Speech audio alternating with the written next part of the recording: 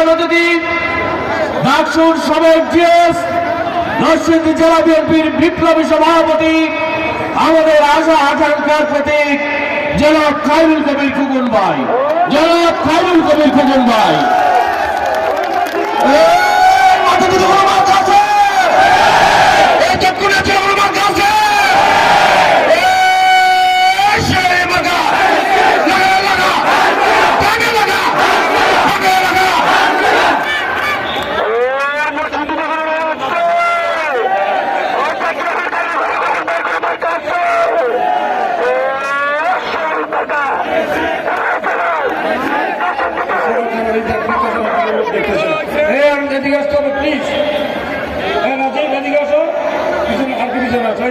দেখতে পাচ্ছেন না তো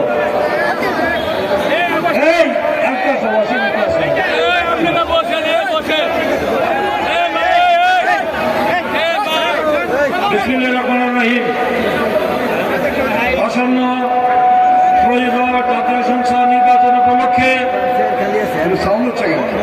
নরসিংদী সদর এক আসনে আমাদের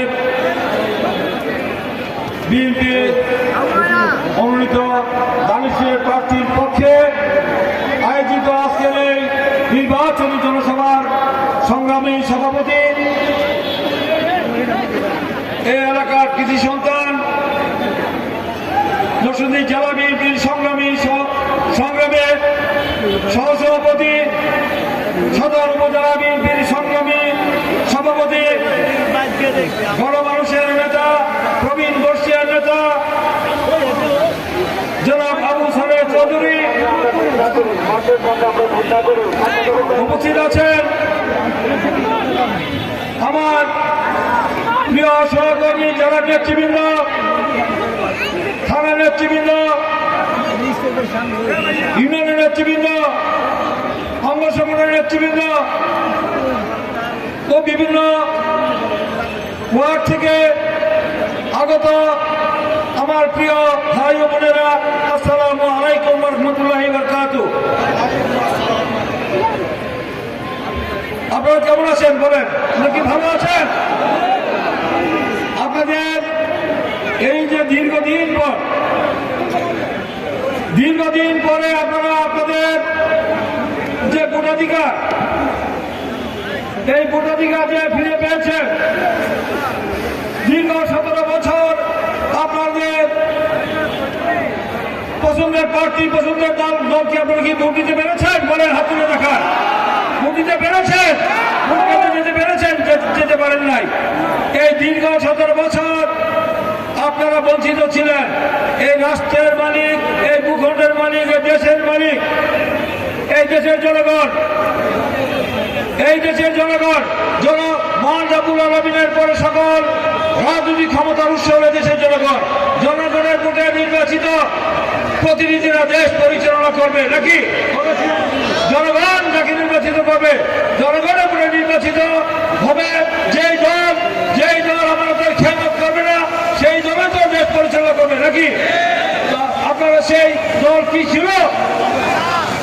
যেই দল আপনারা দিতে পারেন না, একটি অবৈধ অসাংবিধানিক সরকার, একটি অগণতান্ত্রিক ফ্যাসিস্ট সরকার, দানবীয় সরকার এই রাষ্ট্রীয় ক্ষমতা দখল করেছিল। দখল করে তারা দিনের ভোট রাতে করেছে, আমির দামি করেছে এবং দেখেছেন বিনা ভোটে তারা প্রশাসনযন্ত্র ব্যবহার করে তারা রাষ্ট্র পরিচালনা করেছে। আপনারা দেখেছেন যে সেখানে কিভাবে মানুষের উপর অন্যায় অত্যাচার, নিপীড়ন, নির্যাতন, খুন, হামলা, মামলা, নির্যাতন, লুটপাট করে দেশকে ধ্বংসের খাদের কিনারায় দাঁড় করে দিয়েছিল। তার বিরুদ্ধে একমাত্র দল বাংলাদেশ জাতীয়তাবাদী দলের সবচেয়ে বেশি নির্যাতন হয়েছে, অত্যাচার হয়েছে, হামলা, মামলা, নির্যাতন হয়েছে এবং সেটা আপনারা দেখেছেন যে আমাদের দল বাংলাদেশ জাতীয়তাবাদী দলের উপরেই সবচেয়ে বেশি নির্যাতন হয়েছে। আমাদের নেত্রী বেগম খালেদা জিয়া স্বৈরাচার বিরোধী আন্দোলন করে তিনি স্বৈরাচার মুক্ত করেছেন। তিনি পরবর্তীতে ফ্যাসিবাদ বিরোধী আন্দোলনে করতে গিয়ে তার উপরে অন্যায় অত্যাচার, নিপীড়ন, নির্যাতন হয়েছে। তিনি ব্যক্তিগত ভোগ বিলাস আরামায়াসকে পরিহার করে তিনি এই দেশের গণতন্ত্র পুনরুদ্ধারের জন্য, মানুষের ভোটাধিকারের জন্য লড়াই করেছেন, সংগ্রাম করেছেন। নীতির কষ্টে তিনি আপোষ করেন নাই, নথি স্বীকার করেন নাই। তিনি আপনারা দেখেছেন তাকে বিনা চিকিৎসায়, বিনা কারণে, বিনা অপরাধে তাকে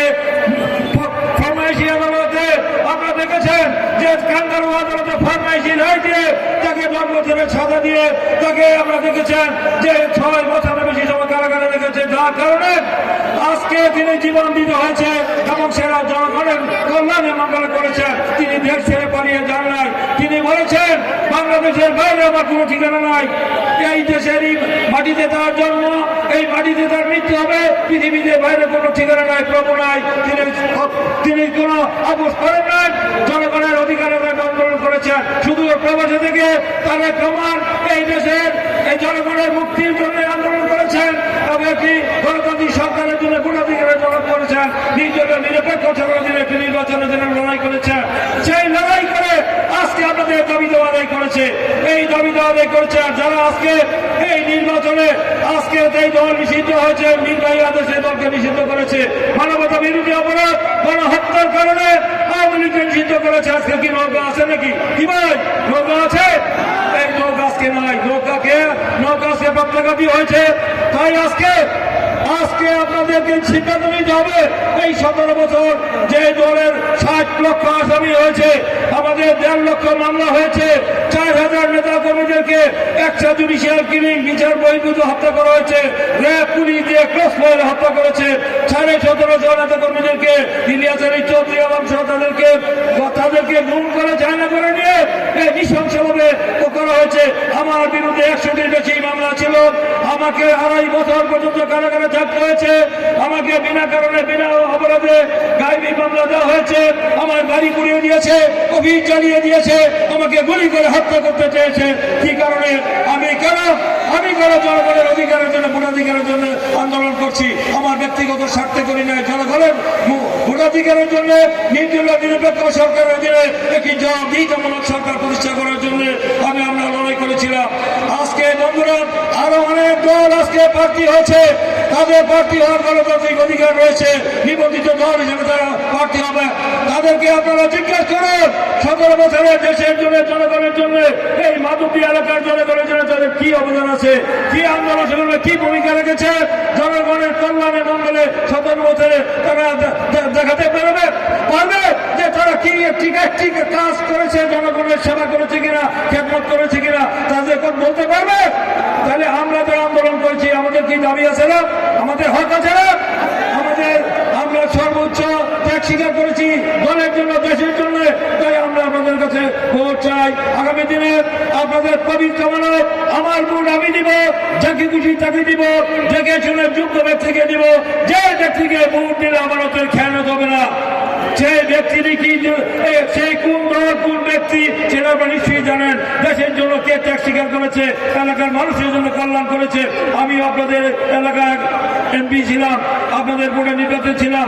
আমি নির্বাচিত হওয়ার পর আপনাদের এলাকার কল্যাণের মঙ্গলে জনগণের কি সেবা করেছি? সেবা করেছি। যদি সেবা করে থাকি তারপর দুহাত ধরে দেখেন, আগামী দিনে সবাই আমাকে দলের প্রার্থী হিসেবে ভোট দিবেন।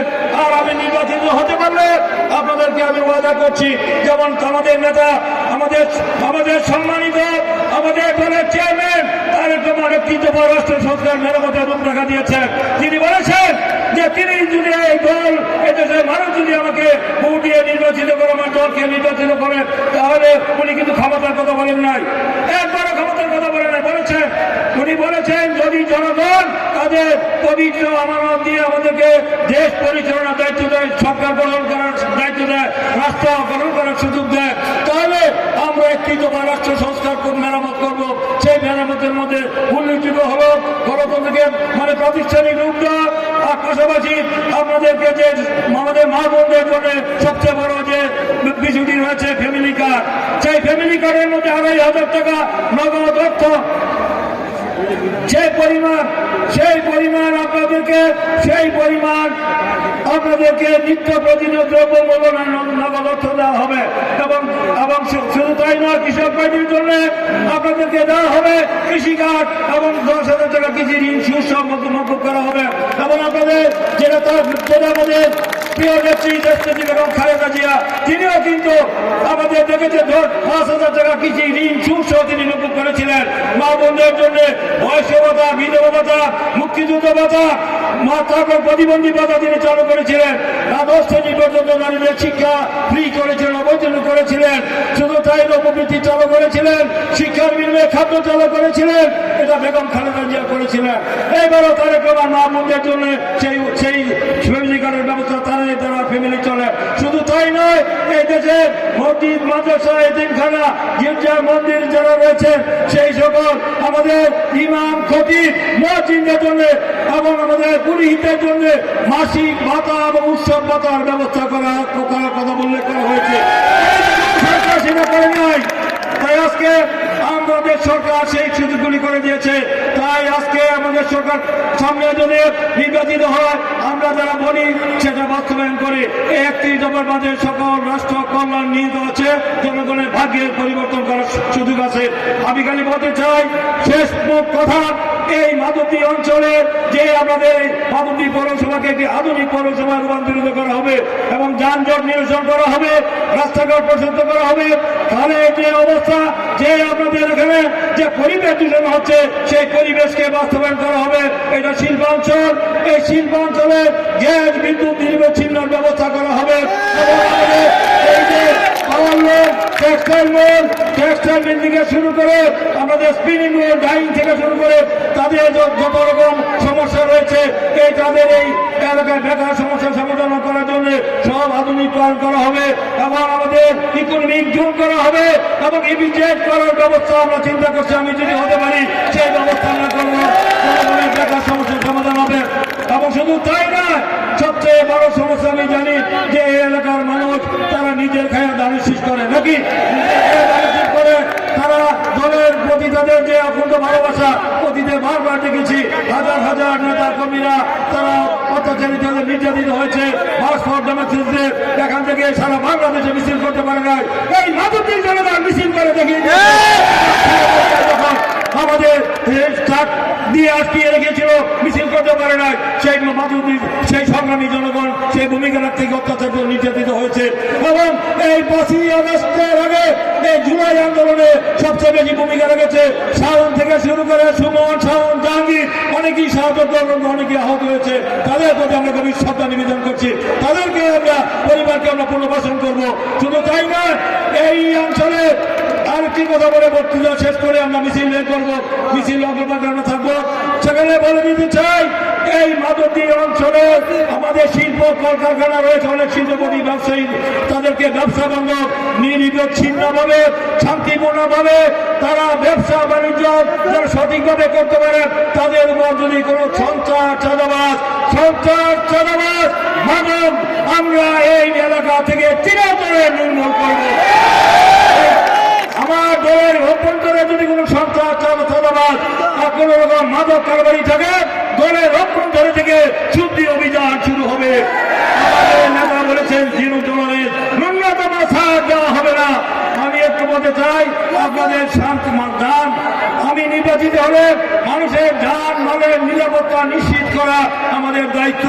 আমার কাছে বলবেন, আমি কিন্তু আপনাদের কথা দিচ্ছি, আবার আমরা যা বলি তা করি, মানুষের লোকে প্রতারণা করি না, বিশ্বাসঘাত করি না, মুনাফিনি করি না। একটি দল জামাত, তারা কোথায় কোথায় মানুষের সাথে বেইমানি বিশ্বাসঘাতকতা করে।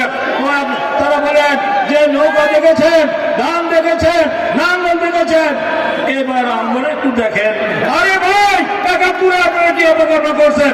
এই যে মা বোনরা বসে আছে, মা বোনদের 2 লক্ষ মা বোনের সম্ভ্রম নষ্ট করেছেন এবং আমাদের স্বাধীনতা বিরোধী করেছেন, মুক্তিযুদ্ধের বিরোধী করেছেন এবং বাংলাদেশকে স্বীকার করেন না। তারা আজকে জনগণকে বিভ্রান্ত করছে। জনগণ তারা আজকে জাহান্নামে বলেন যে এই মার্কায় ভোট দিলে আপনি জান্নাতে যাবেন, না দিলে জাহান্নামে যাবেন। তারা জান্নাত এবং জাহান্নামের টিকিট বিক্রি শুরু করেছে। প্রিয় বন্ধুরা, তাই আজকে এই সকল ধর্ম ব্যবসায়ী যারা জনগণকে ধর্মীয় অনুভূতিতে আঘাত দিয়ে তার রাজনৈতিক ফায়দা করতে যায়, যাদের সাথে ইসলামের কোন ন্যূনতম ছিটা ফোটাও নাই, তাদের কাছে নারী সমাজ, এই দেশের জনগণ নিরাপদ নয়। তাই আপনারা আপনাদের পবিত্র আমানত তাদেরকে দিবেন, চিন্তা করবেন, আগামী দিনে দেশের স্বাধীনতার সার্বভৌমত্ব বিপন্ন হতে পারে। বিদেশ আমাদের পুরো পৃথিবী এই জঙ্গিবাদকে আগামী দিনে বয়কট করতে পারে। দেশের উন্নয়ন হবে না, বিদেশ থেকে সাহায্য আসবে না। সেই সকল জঙ্গিবাদকে আপনারা রাজনৈতিকভাবে আপনাদের পবিত্র আমানত, আপনারা যে দলের উপর আস্থা বিশ্বাস আছে, আমাদের দলের উপর, আমাদের বিএনপি এবং আমাদের শহীদ রাষ্ট্রপতি জিয়াউর রহমান বীর উত্তম এবং খালেদা জিয়া তারেক রহমানের দল, এই বিএনপির উপর আমাদের উপরে কি আপনাদের আস্থা থেকে হাত তুলে দেখান। যদি আস্থা থাকে তাহলে দানেশীদের পক্ষে আপনারা ভোট দিবেন। সকালে তাহাজ্জুদের নামাজ পড়ে করে যাবেন, ভোট সারাদিন ভোট সেন্টারে থাকবেন। যত আপনাদের একজন ভোটার যেন করে না থাকে, সবাই ভোট দিবেন। একটি ভোট দিবেন দানেশীতে, আরেকটি ভোট দিবেন আপনারা হাতে, নাতে নয় হাতে একটি ভোট দিবেন। ভোট দিয়ে আমাদের নেতা কর্মীরা সবাই ভোট কেন্দ্র পাহারা দিবেন। কোন চক্রান্ত ষড়যন্ত্র করে জনগণের বিজয় যেন ছিনিয়ে না নিতে পারে, তারা বিভিন্ন বলে তারা চক্রান্ত ষড়যন্ত্র করে আমাদের জনগণের ভোট ছিনিয়ে নিতে পারে। বিভিন্ন জায়গায় দেখেছেন লক্ষ্মীপুরে তারা শিল বানিয়েছিল, বানিয়ে দেখিয়ে তারা ধরা পড়েছে, পুলিশ গ্রেপ্তার করেছে, মামলা দিয়েছে এবং তাদের কাছে তারা আবারও এই নির্বাচনে কারচুপি করতে পারে, রিগিং করতে পারে, তারা ম্যানিপুলেট করতে পারে। তাই আপনারা ভোট কেন্দ্র পাহারা দিবেন যতক্ষণ পর্যন্ত না ভোট গণনা শেষ না হয়, ভোটের রেজাল্ট যতক্ষণ পর্যন্ত ফলাফল ঘোষণা না হয় ততক্ষণ পর্যন্ত ভোট কেন্দ্র ছাড়বেন না। এই কথা বলে আপনাদের এই মাধুরীকে একটি আধুনিক শহর হিসেবে, উপজেলা হিসেবে আগামী দিনে এই দেশের জনগণের জন্য আমি আজকে আমার কথায় না, আমরা কাজে প্রমাণ হবে। আমরা জনগণের কাছে অতি প্রতিশ্রুতি দিচ্ছি, অঙ্গীকার করছি, আমরা ইনশাল্লাহ জনগণের মধ্যে নির্বাচিত হলে জনগণের কাছে আমাদের দায়বদ্ধ থাকবে, জবাবদিহি থাকবে। মহান রব্বুল আলামিনকে হাজির নাজির রেখে বলতে চাই, আমরা নির্বাচিত হলে এই দেশের জনগণের কল্যাণে মঙ্গলে স্কুল কলেজ, রাস্তাঘাট, মসজিদ, মাদ্রাসা, এতিমখানা, গ্যাস, বিদ্যুৎ, ব্রেক থেকে শুরু করে অবকাঠামো যত কিছু দাবি দেওয়া আছে, সকল দাবি দেওয়া ইনশাল্লাহ পর্যায়ক্রমে বাস্তবায়ন করা হবে। এই কথা বলে আপনাদেরকে এখন মিছিলে অংশগ্রহণ করার জন্য আমি আহ্বান করছি। আপনার মিছিলের অগ্রভাগে থাকবেন, আমাদের এই এলাকার এবং আমাদের জেলার এবং থানা উপজেলা পৌরসভার অঙ্গসংগঠনের সিনিয়র নেতৃবৃন্দরা কোনো বিশৃঙ্খলা সৃষ্টি করবেন না। আপনারা সুশৃঙ্খলভাবে, শান্তিপূর্ণভাবে আমরা মিছিল এখান থেকে বের হয়ে আমরা পৌরসভা হয়ে, পোস্ট অফিসের মোড় হয়ে, পৌরসভা হয়ে, বড় মসজিদ হয়ে, গরুর বাজার হয়ে গিয়ে আমরা পুরন বাস স্ট্যান্ড গিয়ে আমরা শেষ করব। সেই মিছিলে শরীক হওয়ার আহ্বান জানিয়ে এখন আপনাদের সামনে উপস্থিত হয়েছেন আমাদের